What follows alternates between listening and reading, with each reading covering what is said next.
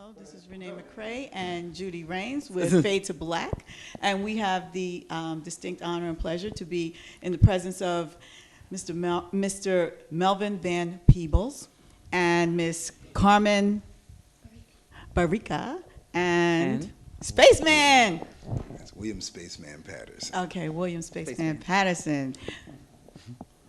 So we want to get started with asking a couple of questions. First of all, Miss Carmen, where did you get that voice? Oh my goodness. Well, it was on sale at the discount store. Nobody else wanted it, so I took it. Okay, what's your background? Where did you study? I studied at a place in New Orleans called New Orleans Center for Creative Arts. It's where the Marsalises went. They actually just were at the White House with a bunch of students from there. So I started classical voice and started piano composition training with my Roger Dickerson. Was one of my best teachers. So I started kind of early, played trumpet in the school band. So I've been kind of immersing myself in music for a while. Well, it absolutely shows, and we enjoyed it. We enjoyed everything you did. Judy? Yes, William Spaceman. How did you get into the business? How did I get into the business? I just woke up one day and I was playing.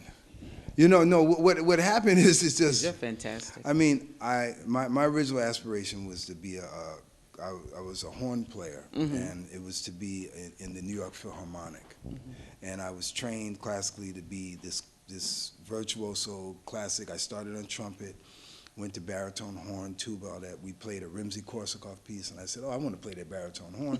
So I started doing auditions, doing all state, all region, all that stuff like that. But on the guitar, I was always playing, making money. You know, my mother sang.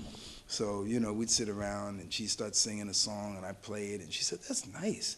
Here's like $10. Why don't you get a music book, learn some more songs? I'm like, hey, you know. So the next thing I know, as a kid, I'm playing around Rutgers University, playing around school. And I just have always been playing. I've been blessed to be able to work with masters in my life that have enhanced my being as a person and as an artist. So it's exciting, you know. It's never a dull moment, that's for sure. Well, I definitely enjoyed your playing. I mean, you made the guitar actually talk to the audience. Oh, thank you. Well, you know, it's an extension of the sound, you know. So we just immerse ourselves in it. I hear. Well, Okay. I thank you very much for an excellent performance. Oh, thank you very much for coming. Thank you. So, and now I have a question for Mr. Van Peebles. I want to know. I didn't know she was married. He's a comedian too, and that leads me to my question. You are so many things. I mean, actor, director, songwriter, playwright. I mean, author. What do you like the most? Like, what is the best thing you could ever be doing? Winning.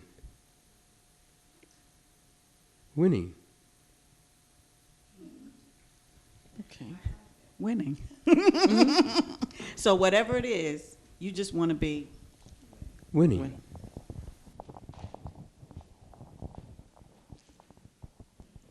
This is an honor for me to be standing next to you tonight. The last time I saw you in Ain't Supposed to Die a Natural Death, and this is just as powerful. I'm just so motivated tonight. I wanted to ask you what was your inspiration for putting this production together? Well, there were a lot of, most of the inspirations is really just life happening. And, you know, I've got a new, I build up a bunch of stuff and then I bring it out all at once. I've got a new movie coming out. I've got a new graphic novel coming out. And I thought I'd be this. Now, I've done all the work. Now I want to have some fun and just have some good time. And this is the other part of it. So, and then with one of those serendipities, I ran into the Algonquin. And it's the size and the people and everything. And then this my group, it's just terrific. So it usually, or sometimes it's not very warm, but here it's just great. Spaceman, and then he's supreme. So it makes everything easy. And then Carmen, terrific. So there we go. Well, it's a fantastic production. I would like to know, how did you bring these people together? How did you come to picking out the characters that you did? Well, it's called Life 101, just like like the thing. Many times we see things, we just don't see them. I mean, I can remember some of the stories where I was. I used to eat on a restaurant, a diner, close to a poorhouse on Lexington, and I ate there because they had to cook the food very, very till it was mush, because most of the people didn't have teeth. You know what I mean? And I was sitting at the counter. I got teeth, by the way, if that's your question. But I was sitting at the counter one day, and somebody went along and said, "Wow, catch that on the corner." And I turned around, and I was too late. And so then I envisioned the whole story grew out of just catching that on the corner. And so then that was one of the songs in Ain't Supposed to Die, when the blind man is asking his buddy to tell him about the girl that he's fallen in love with. He passes every day. But unfortunately for him, the girl was not a girl. But his friend didn't know how to tell him. Or once I was living on a park bench around the, I didn't know where this place was. We'll make a meaning in a few minutes. It was 10th and Greenwich. And the first night, I'm sitting there, sort of slumped over, and I hear this screaming. What the hell is that? And I get up and I run around, because it seemed to be coming from the building, and it was the Women's House of Detention. And that's when I wrote the song 10th and Greenwich, about somebody, because what happens very pointedly in the House of Detention, women couldn't yell down, but you could yell up. But that's why I said, make me some kind of sign so I know it's you. I mean, there are so many magical things that we just stop and look at them. And I just like putting them down. Well, I enjoyed seeing and hearing them, the opportunities, the life lessons that you put forth for us today. And Well, I'd like to know, when does this plan to become a big production? Because this is the biggest the production's going to get. Oh, really? Yeah, I like it like this. Very intimate and yet Well, fun. You see, for example, Ain't Supposed to Die, the play, came from albums of mine where I sang all the parts. And then I put it the other part. This night it started to be fun. I have Carmen is a great talent. Spaceman's off the charts. Yeah. And we can just do it. And so it requires you then to focus on what's being said. And it doesn't need any more bling bling or this. Just run it down the way it should be. Absolutely. You can ask me frankly, did you miss anything? I mean, you see, I remember once I was listening to a radio show, and the guy said, he was asking the kid, he says, "What do you like, television or radio?" This is years ago. He says, "Radio." He says, "Why?" He says, "Because the pictures are better." Wow. Huh? So here, you got to come along with me. You got to say, "All right, guys, let's all sing along, or let's all do the." You have to come along with it. But there's nothing wrong with it. You don't have to be spoon-fed. And I find that a lot of fun. It forces people to find a universality that if you get too specific, then it puts a lot of people this way or that way or the other. So I try to avoid, in this particular case, this is the specifics. Yes. And you like doing plays and producing plays more than, let's say, doing a movie? How did the two? Well, I can't say what I like best, because her husband might hear the submission. But so I don't get myself in any trouble. But outside of that, I like it all. Okay. I like it all.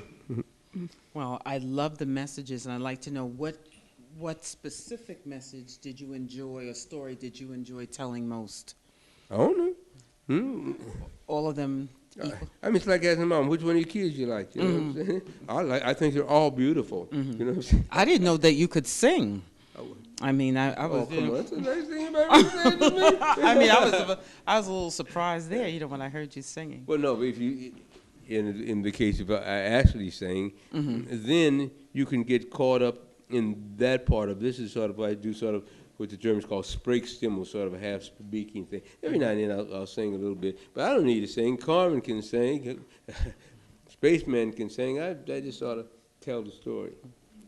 Well, I enjoyed the story, and Well, I think you thank did a fantastic job, and I think the audience here enjoyed. But you telling the story. this is such a wonderful little place, man. It's just great, you know what I mean? And what we break through the barrier. So I said, all right, come on, you guys, let's all sing along. And so when we can all sing and enjoy ourselves. So that's when what I you're feel. planning this and you're writing this, you have it in mind to do it in a small setting?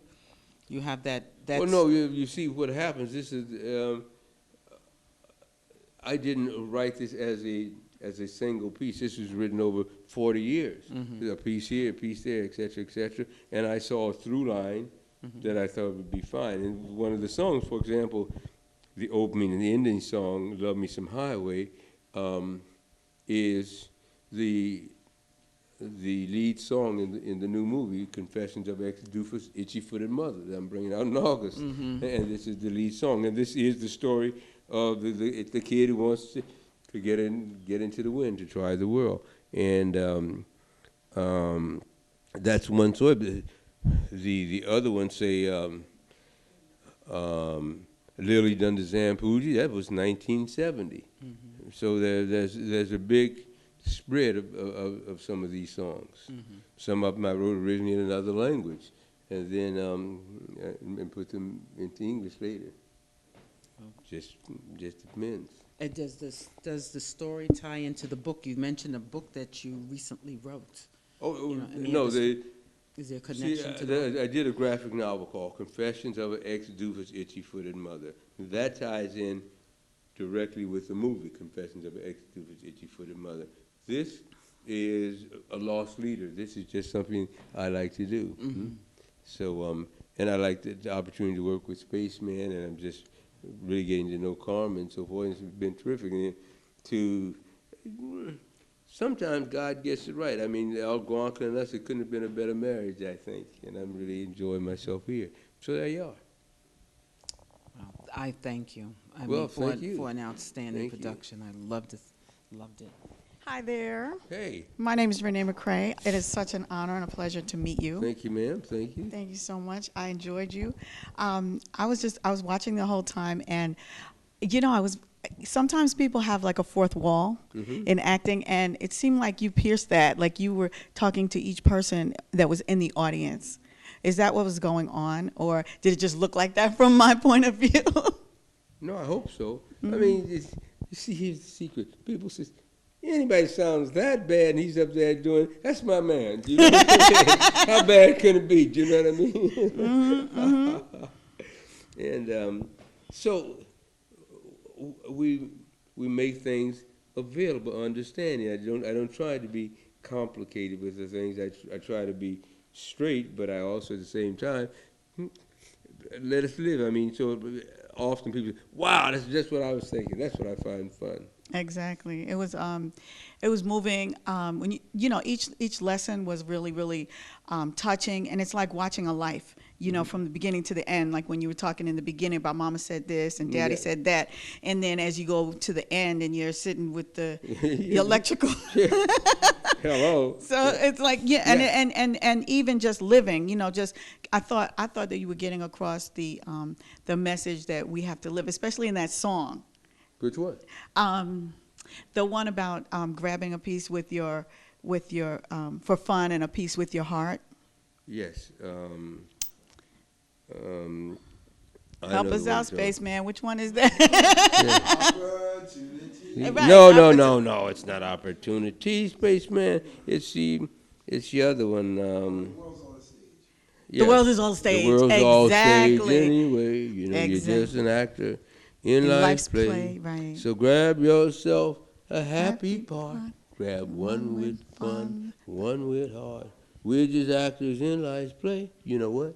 The world's all stage anyway. Exactly. Did you write that? Is the pig's ass pork? He had so many of those sayings throughout the whole thing. I was like, oh, I got to remember that. I got to remember that. You know, what was another one that you said in there? Because it would this. Cornbread crumbly, it's fat meat greasy, there's a whole lot of stuff. Yeah, it was so conversational, and it was so, you know, like what we're used to hearing back home. And Exactly. Yeah. And one part you were talking about, and you put yourself in like this country setting. I'm like, now what does he know about the country? Do you have roots in the country? Like, do you really do you know come a black person in that doesn't in America? Her mom was from Louisiana, Texas. I never saw a potato until I went to the Army or the Air Force. It was rice every day. Dad from somewhere in Georgia, Alabama. Yeah. Yeah. Oh, it was great. It was, you know, it just took me to so many different places, and it was such a at ease kind of a thing. And it made me like, and I was looking at your bio, and I mean, I'm sure that some of that was, I mean, it just talks so, you have so much in it. But I was like, how does he do so much? How do you do so much? How do you achieve? How do you achieve so much? All these books, he wrote like 4 novels. I'll tell you. I lived a long time. I'm old and dirt. Light bulbs hadn't even been invented when I was born. Okay. So how long are you going to do this play? Well, for right now, we'll do it through the month of June. If, like the songs, sometimes you get lucky, we'll just keep on doing it. Really? Mm-hmm. And how often are you here? How many nights a week? At the moment, we're here 4 days a week. Okay. Sunday, Monday, Tuesday, and Wednesday. That's 4, yeah. No. Right. I remember ghetto schools, you know. Okay, so that's good. Sunday, Monday, Tuesday, and Wednesday. So Thursday, Friday, Mm-hmm. and Saturday. I'm not doing Thursday, Friday, Saturday. Okay. So I'm thankful that we had the opportunity to spend this time with you. Thank you. Well, I must say I'm so fortunate in this particular situation that I have my crew, my help at the backstage, that I have the Algonquin. I mean, we've all been pulling together. Wow, you can't beat that with a stick. That's great. Absolutely. Thank you so much. Thank you very much. And good luck, continued success. Thank you, man. I don't think you need it, but I'm saying it anyway. I'll take it when I can get it. Beat the burnt stick in the eye, I can tell you that. There's another one. Okay. Hi. Hi there. Hi there. So how did the names, where'd that come from? Spaceman. And what's your full name? My full name is William Spaceman Patterson. Okay. And the nickname Spaceman came, I was doing a concert. I had a group called the Eastern Sound Space Orchestra. I was living in Boston at the time, and it was actually a recital when I was going to Berklee College of Music in Boston. And somewhere in the middle of the performance, I just grabbed the mic and I started looking at the people in the audience, and I said, "Greetings, people of Earth. Do you know that Earth is just as much as space as the rest of the planets?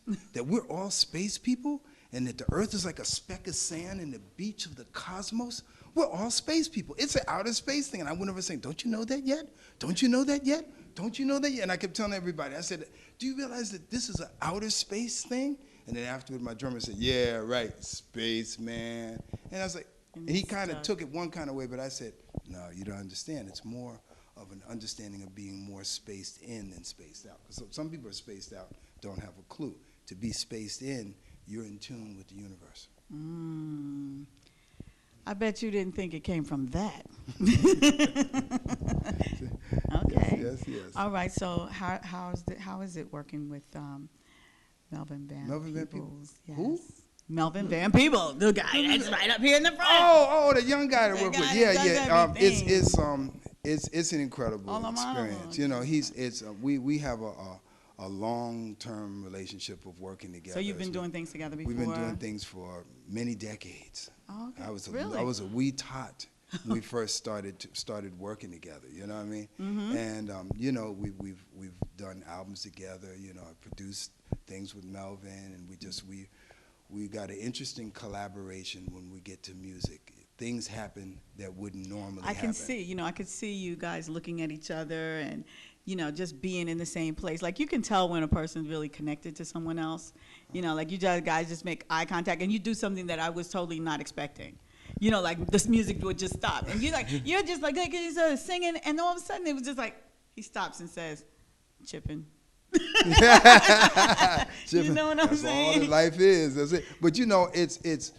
I remember the first time I actually saw Melvin perform. I was coming into a club for a sound check that he was doing. We were doing a show together in Boston, and he was at the sound. It was a sound check. He was sitting on a stool. He had a cigar, and he was just doing things. And I think he was doing Lily Do the Zampuji, and then he started, and then I was just laughing, because, you know, all the stuff that happens, and then it's whoop. He just finds that place of peace, that place of calm, but then takes you to the outer realms. It's my kind of guy. That's where that spaced in Well, thing you know, comes it's like, from, it right? works. Like, he understands it fully, you know. And what happens is that, you know, as all the things that he does, you know, because you got a bunch of slashes, you know, he does this, he does this, he does Right. this. Yeah. Exactly. But when it comes That's when it comes to the song thing, people sometimes they say, songs, yeah. Right. But if you listen to these lyrics and you understand that each song itself takes on a life of its own. And what's interesting is that because of the nature of the depth of the lyrical content, you can create drama, you can create comedy, Exactly. you can create a whole environment that comes out of a thought that's put on paper, that gets turned into music, that becomes orchestrated, that becomes bigger, that becomes a whole production that enters into a theater, that can Exactly. enter into a movie. It's like a ball of twine, and you know, you just pull one string and it just starts unraveling all over. It's like, oh my goodness, all these different colors in here. I didn't even know. Oh yeah. And what it is, it's just, it's so interesting, because sometimes, you know, we'll go places that we don't even know we're going, but we know our destination. Exactly. So it's But like you- having fun all the way there. Yeah, you know, we might take the subway, you know, we might try to go out and try to get a cab, and Might and, take a and, helicopter. and they might not pick us up, but we still get to where we got to go. So Exactly. it's you know, music is a very special thing as far as communicating with people. You know, people Absolutely. can deal with spoken word and have great communication, but when you add a melody and you add a groove, all of a sudden people are more open to if they're in tune, they'll listen, and then next thing you know, they're grooving and they're Right. hearing something. You know, they might learn something, or Right. they might, you know, see something they've never seen before. So Right. It's like it brings the guard down. yeah, It yeah. relaxes you so that you can actually learn while you're having fun. Right, have fun. Then next thing you know, someone says something that, oh, I didn't know it was going there. And then it becomes something different. So it's all joy. We're having a great time. The people here at the Algonquin, I'll get it Algonquin?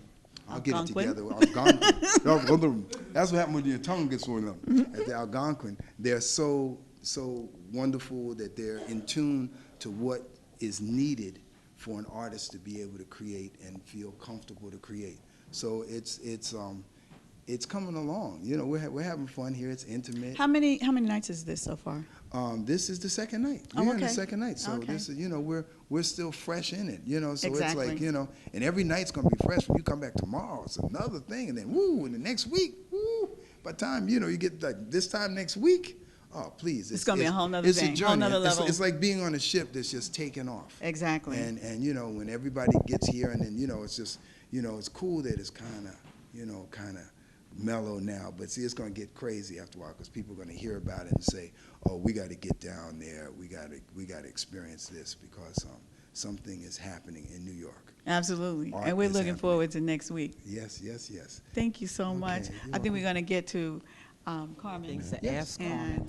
And Carmen, I first want to really praise you for an excellent performance, and I want to know, how was it working with Melvin Van Peebles? Wow, that's a loaded question. I know, you know, but I had to ask it because you maintained this energy, this high energy throughout the entire play. So I think it begins with the words.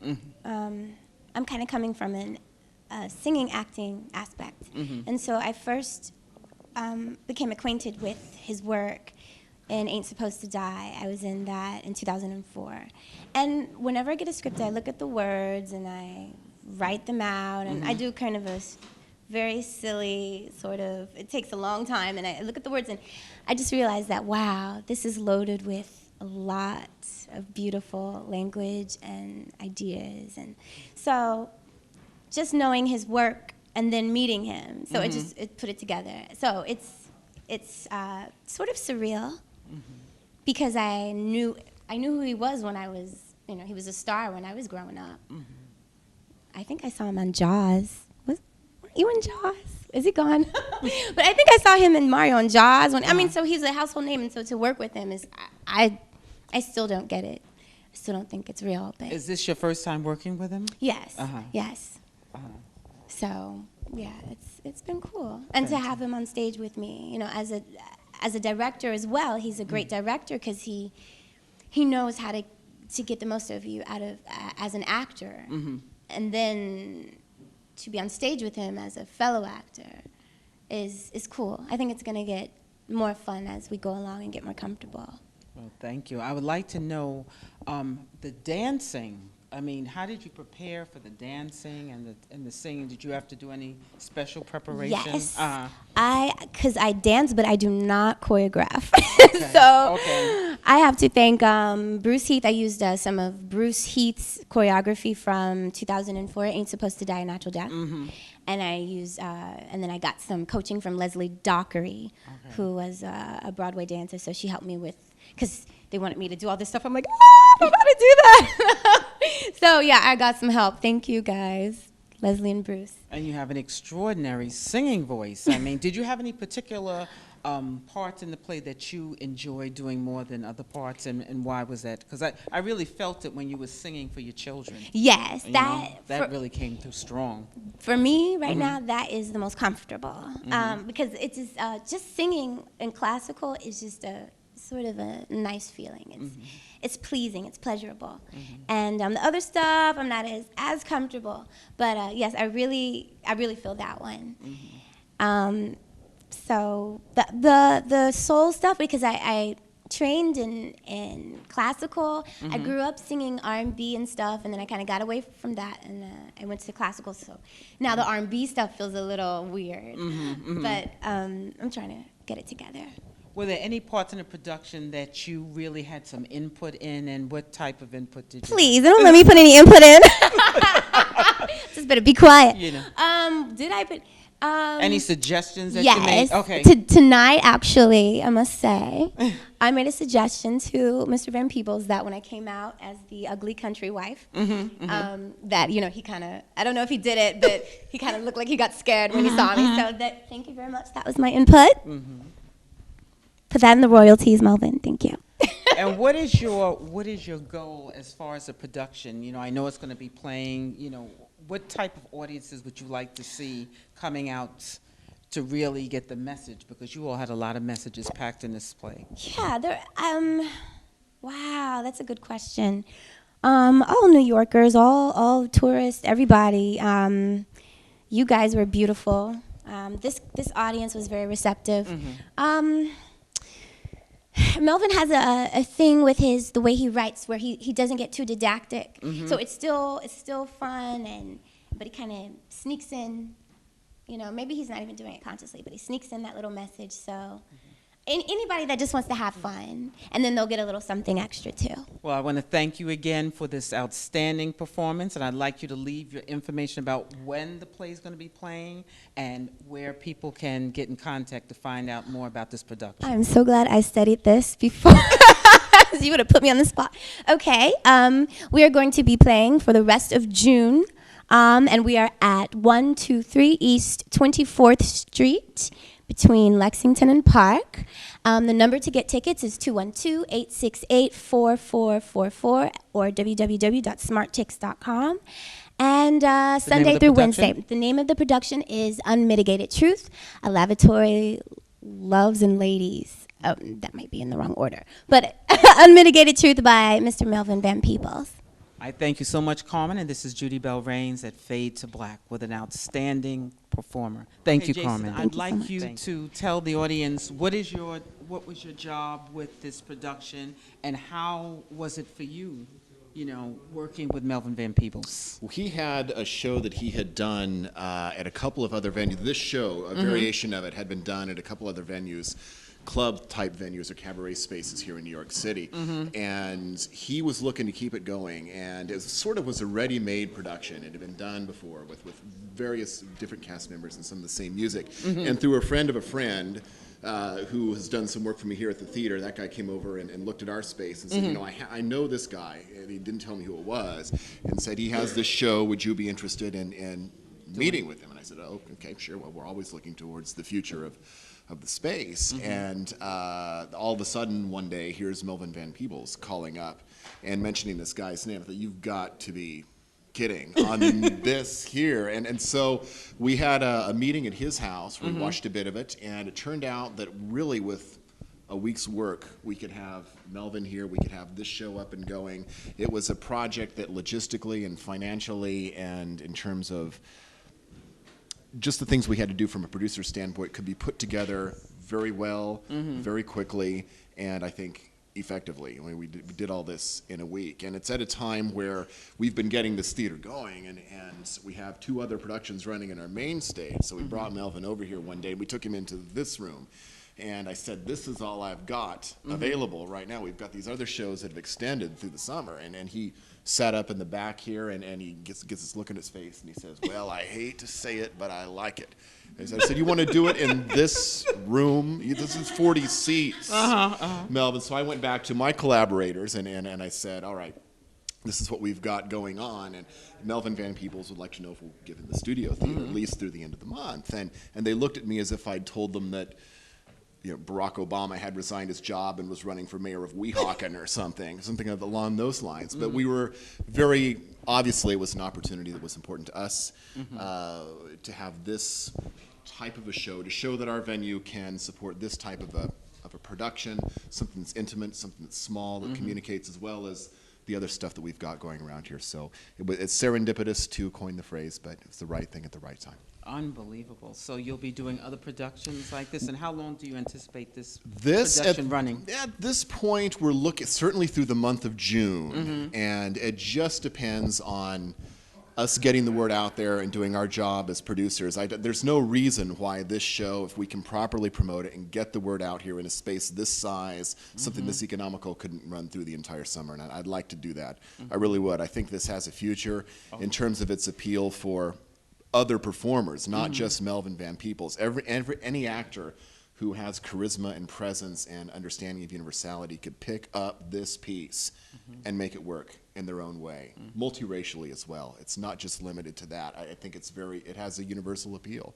So you would ask about other productions. We have 2 off-Broadway musicals playing in the other theater next door. One's called Sessions, the other's called An Evening at the Carlisle, and they run in Rep. And we have Melvin Van Peebles in our smaller theaters. So it's been a good year for us here, and we're proud to be here, and this is just the latest good thing to happen in our neck of the woods. Well, this was fantastic. This is my first time being in the theater, and it was a very intimate, enjoyable experience. And I'd like you to tell the audience how they can support this, this play, this theater, because, so that more people know about it. Well, Algonquin Theater Productions is a not-for-profit organization along the lines of other theater companies in New York City, Manhattan Theater Club, or Roundabout, to name some of the more prominent ones. We survive mostly on individual contributions. This entire theater essentially was leased and bought without any corporate funding or any grant money. It was all people giving this amount of money, this amount of money, this amount of money, until such time as we'd raise the amount of money to make this happen.